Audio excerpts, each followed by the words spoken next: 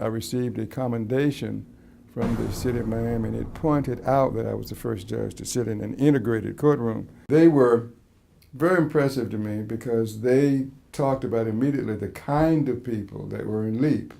And we're speaking, of course, of ex-DEA agents, ex-FBI agents, ex-drug enforcement personnel.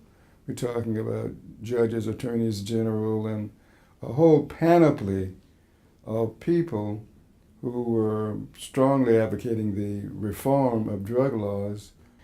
The reason that struck a chord with me immediately was because I had, even before coming into contact with LEAP, come to the conclusion that the so-called war on drugs had intentionally or inadvertently turned into a war on young AA, and I use that abbreviation for African American, AA people, because every weekend and even during the week, hordes of African American youth were being caught up in these raids and criminalized and moved into the criminal justice system where they were going to be stigmatized and where attorneys had to be paid or bond money had to be put up and people were deprived of support and the family structure was being weakened. All of that was going on in the name of drug enforcement.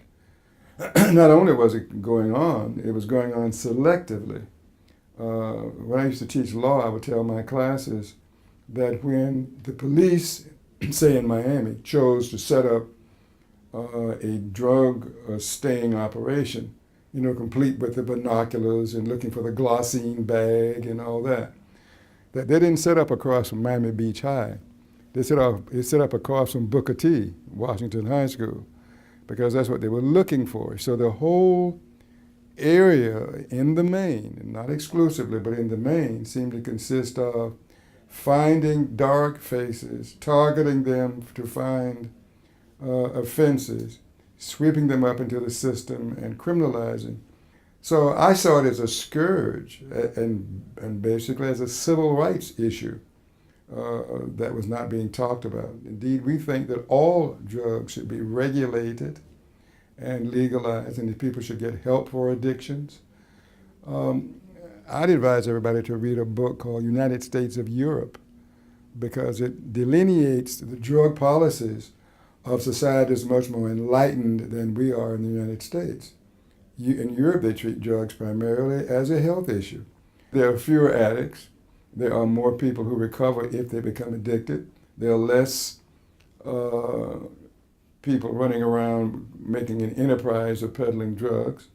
The society is not being corrupted. So to me, it's a no-brainer. I mean, if you want a healthier society, a society in which we're not warehousing people based upon minor drug possessory crimes, where you're not having people who are on the streets, unable to work because of addictions for which they cannot get treatment, then we need to shift our attention to rehabilitation, treatment, and legalization of drugs.